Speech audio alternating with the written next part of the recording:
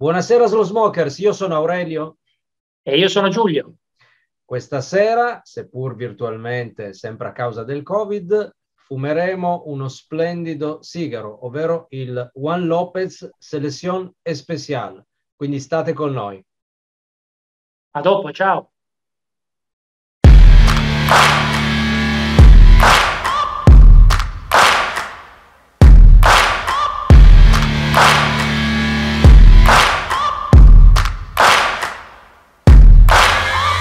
Searching for greatness in a sea of the dying and shameless, a sea of the aimless. I don't wanna be one of the nameless. I'ma wake up with the mindset that one day I'm gonna make it, and I don't think I'll be fine if I don't break my limitations. Don't try to stop me, I exist to write my own story. I'll make a decision if I want some peace or if I want the glory. Yeah, don't want a life that is complacent or possibly boring. I just want a life that is worth every day exploring. My whole life I just wanted someone who would notice me. My whole life I just wanted to be somebody to be. Yeah, I just wanna be great. Yeah, I just wanna be great. Yeah, I just wanna be great. Yeah, yeah, yeah, I just wanna be great. Yeah, I just wanna be great. Yeah, I just wanna be great. Yeah, yeah, yeah, yeah.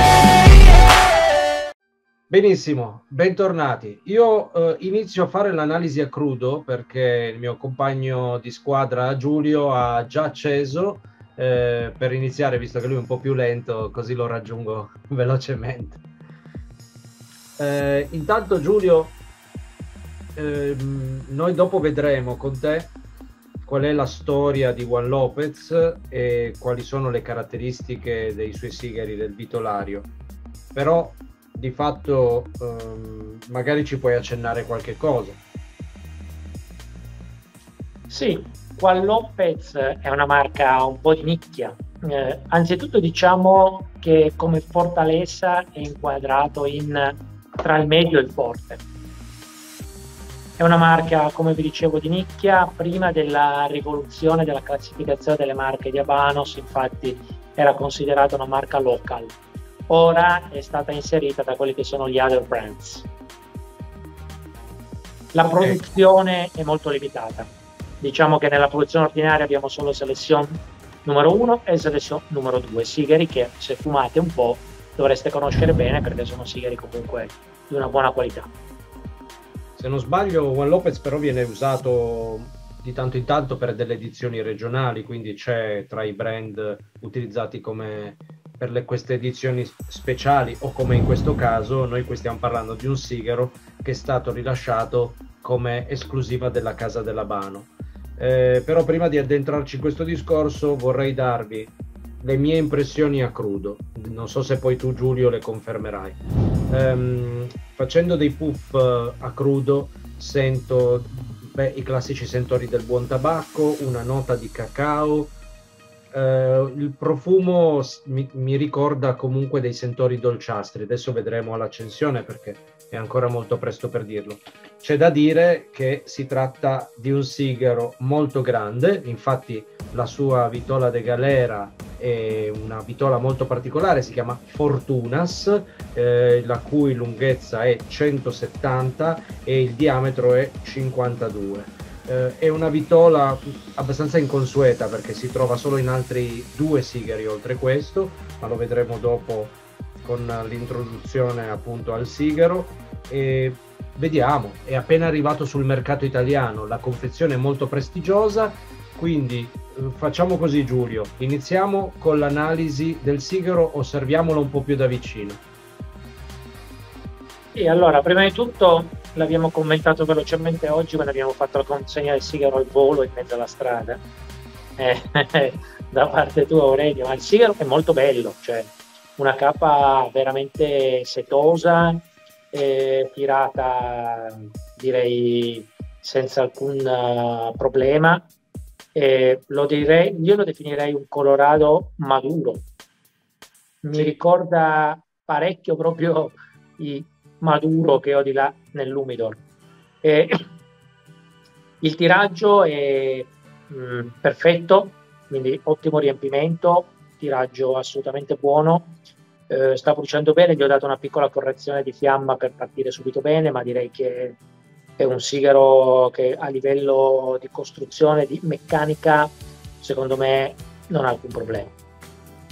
Sì, qui adesso noi vediamo, mentre stiamo parlando, un piccolo video nel dettaglio di com'è da vicino. Il sigaro che vedete in questo video, che sta ruotando davanti a noi, presenta qualche piccolo difetto visivo, ovvero quelle macchioline, niente che inficia la fumata, come sempre. C'è da dire che nella scatola, e dopo vedremo l'unboxing, ho trovato in totale 2 esemplari con queste macchioline, tutti gli altri invece perfetti, delle belle cape colorado ma anche tendente al maduro e un profumo inebriante. A questo punto, prima di iniziare con le nostre impressioni, vediamoci l'unboxing di questa scatola fantastica e ascoltiamo Giulio che ci darà qualche informazione sulla storia. A fra poco. Qual Lopez è una marca piuttosto antica. La sua fondazione infatti è pre-rivoluzionaria, quindi la rivoluzione castrista del 1959. Non esiste una data esatta di fondazione per questo brand, viene fatta risalire usualmente agli anni 70 del 1800.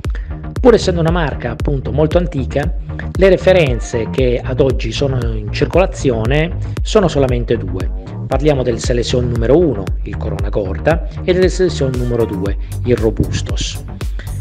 E peraltro sono 2 vitolas che sono state introdotte post-rivoluzione, esattamente negli anni 90 del Novecento. A parte la scarsa produzione ordinaria, Qual Lopez però si distingue per una buona vivacità di edizioni regionali e anche la Casa de Habanos. L'edizione che fumiamo oggi è infatti uno speciale per la Casa de Habano, è una vitola Fortunas 52x170, vitolas unica, non esiste nella produzione ordinaria, anzi ricordiamo che la vitola Fortuna è stata proprio introdotta per il marchio Qual Lopez nel 2009 per un'edizione regionale per il Regno Unito, il Selection Suprema. Nel 2010 è stato fatto un bis con questa vitola de Galera per Ramon Allones, però era un'edizione regionale andina e si chiamava il Gladiator. Nel 2020 infine ricompare questa vitola Fortunas proprio per questa selezione speciale della Casa de Habanos Qual Lopez.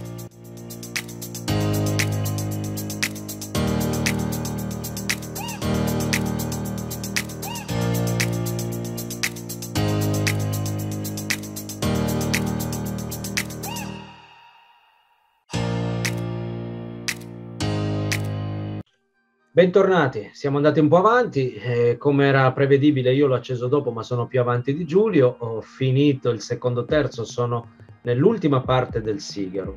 Ora ci confronteremo un attimo con Giulio, abbiamo chiacchierato durante la fumata, ci siamo scambiati impressioni su questo sigaro e abbiamo tratto alcune conclusioni che valutano sia il rapporto qualità-prezzo, la costruzione generale del sigaro. Da parte mia vi dico che l'evoluzione aromatica non è stata stravolgente, è stata lineare, molto delicata. Il sigaro è rimasto, il mio esemplare almeno, si è attestato su una fortaleza media, non è mai aumentata così esponenzialmente. Il sapore è rimasto quello più salato, gli aromi che sentivo all'inizio, quindi c'è un legno che si sente di più, la nota del cacao dolce è sparita, ho sentito un pizzico di come la sensazione della graffite, comunque di un legno presente anche nel sigaro, qualche spezia interessante, la costruzione impeccabile, il tiraggio e la cenere eccezionali, un grande sigaro. Da parte mia il rapporto qualità-prezzo c'è se teniamo in considerazione il confezionamento del sigaro e il fatto che sia un sigaro speciale per un evento speciale. Preso singolarmente, venduto, diciamo, se fosse venduto in tubos o non fosse in questa scatola bellissima, probabilmente non lo consiglierei così apertamente e liberamente. Tu come la vedi, Giulio? Allora, parlando del sigaro in sé, io dico che il mio, come dicevo, è cominciato su note parecchio dolci e leggere. Diciamo è cominciato Re del Mondo, possiamo dirlo così. Poi è diventato Juan Lopez, nel senso questo sigaro qui si è rafforzato, ha perso magari un po' della sua paletta aromatica, è partito molto vasto, poi si è concentrato su meno note, nel senso a me è venuto fuori chiaramente il legno, sono venute fuori delle spezie, sta diventando un sigaro, secondo me è più attinente al brand. Sigaro giovane, ma come dicevo prima già equilibrato. È un bel cannone, perché è una bella vesta, io vado piano, quindi voglio dire, meccanicamente, come dicevo prima, è un sigaro perfetto. Io ho avuto qualche problema magari in più sulla combustione, però cose assolutamente gestibili, niente di particolare. E quindi a me il sigaro, considerando la sua giovane età, è piaciuto. Rapporto qualità-prezzo, questo dipende un po' dalle considerazioni che si vogliono mettere, diciamo, se si dà la prevalenza al numeratore o al denominatore. 34 euro è un bel prezzo, quindi valgono le considerazioni di Aurelio, è un sigaro che comunque ha una sua noblesse oblige. Secondo me questo comunque è un sigaro da invecchiamento, cioè questo sigaro qua è fumato direi tra ancora un paio d'anni e poi fumato tra altri 5 anni, ti può dare delle belle soddisfazioni e secondo me anche tra 10 anni questo è un sigaro che io accenderei con piacere. Per cui se uno può fare la spesa di prendersene 1 o 2 scatole e mettersele lì, secondo me questo è un sigaro che tra qualche anno gli dà soddisfazioni. In questo senso vale i suoi soldi.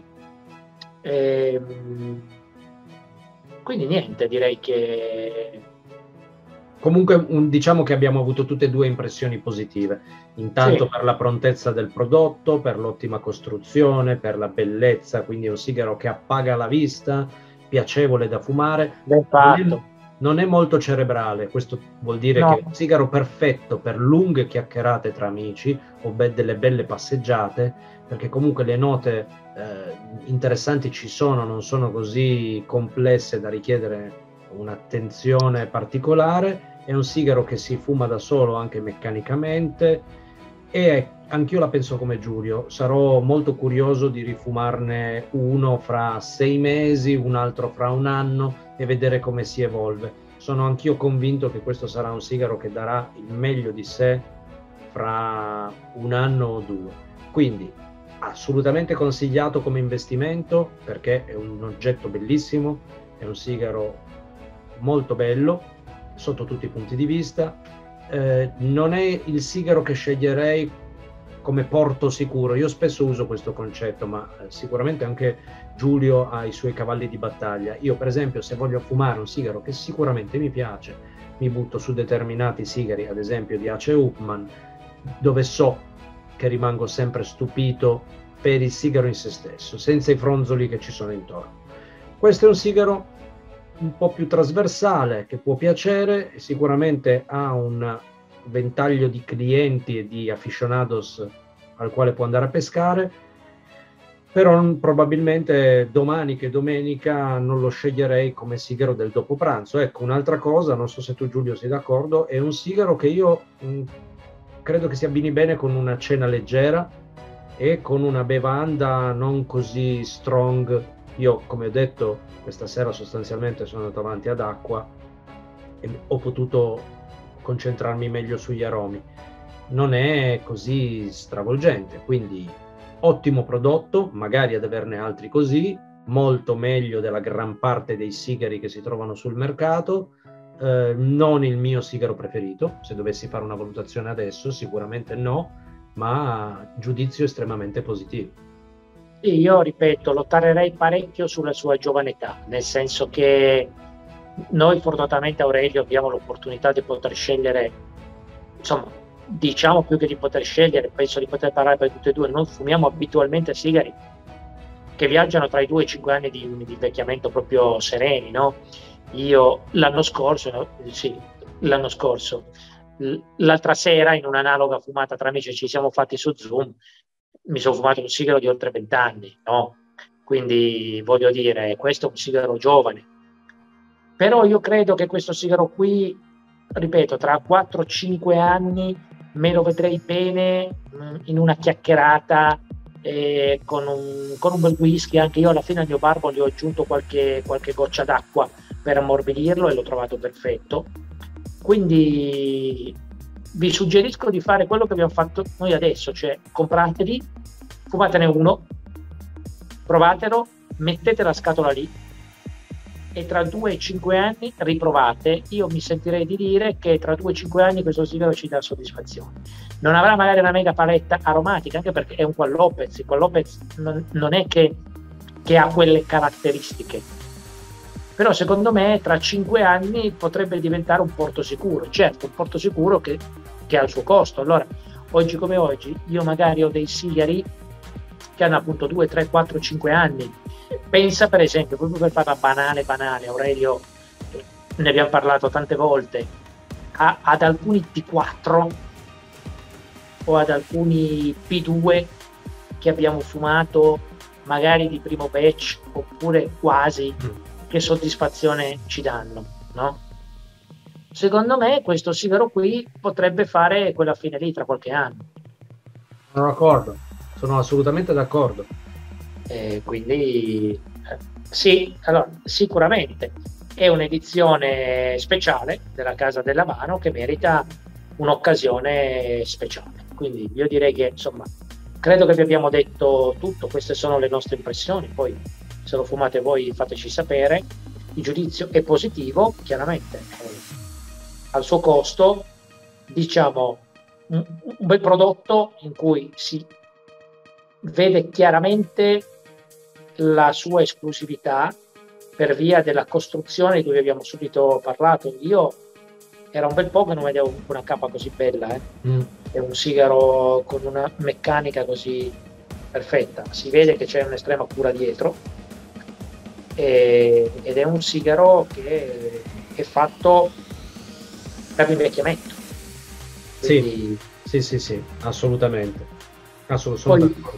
Poi un ceppo come questo, vuol dire un 52, è un sigaro che si fuma bene. Cioè io tra qualche anno mi vedo attorno a un caminino, no? Magari con un bel Chester a chiacchierare con un sigaro come questo. È un bel whisky, assolutamente. Assolutamente, sì. Quindi compratene e quando decidete di fumarlo invitateci se avete un camino. Questa è una Chester in più. È un Chester in più. Noi vi portiamo la nostra compagnia e voi ci offrite un bel sigaro. Del resto, no? Qualcosa assolutamente. Va bene, non ci rimane altro. Questo video sarà molto più lungo degli ultimi video che abbiamo pubblicato, perché è l'occasione ogni volta di fare 2 chiacchiere. Speriamo. Sì, è un po' una chiacchierata più che un video tecnico, quindi se vi annoia lo mettete a velocità doppia o tripla o saltate avanti. Andate avanti e poi per cose più sintetiche vi vedete gli altri, insomma. Come sempre non mi rimane altro che invitarvi a mettere mi piace su questo video se vi è piaciuto, di sottoscrivere il nostro canale e di premere sulla campanella che vi ricorda l'uscita dei nuovi video e che vi manda le notifiche. Visitate anche il nostro sito, contattateci per qualunque richiesta o se volete proporci dei sigari da degustare, da provare con voi. Presto rilasceremo il video della degustazione di un altro dei sigari appunto di cui abbiamo parlato, cioè la linea De Oro di Romeo e Giulietta, e probabilmente riaffronteremo una fumata col Galanes che è appena arrivato sul mercato per confrontarla con l'anteprima che abbiamo fatto l'estate scorsa. Insomma, c'è un po' di carne al fuoco, anzi di sigari al fuoco, e magari il prossimo incontro sarà fisico con Giulio, passeggiando per Torino e sfumacchiando. Magari facciamo anche una degustazione vintage, visto che abbiamo degustato un prodotto nuovo, visto che abbiamo un po' di scorte vintage, magari tiriamo fuori qualcosa e così facciamo proprio un confronto tra cos'è un sigaro fresco e che cos'è un sigaro vintage. Poi speriamo di rivederci dal vivo. Adesso non abbiamo grandi progetti purtroppo perché tutto è un po' fermo. Speriamo di fare la Molle di Fumo qui a Torino, quindi se si farà a aprile vi teniamo aggiornati. Se qualcuno vuole venire ci facciamo una fumata assieme, oppure ci ritroveremo da qualche parte in tutto il mondo per fumare qualcosa, insomma. Ok? Buona serata a tutti. Ciao a tutti, ciao.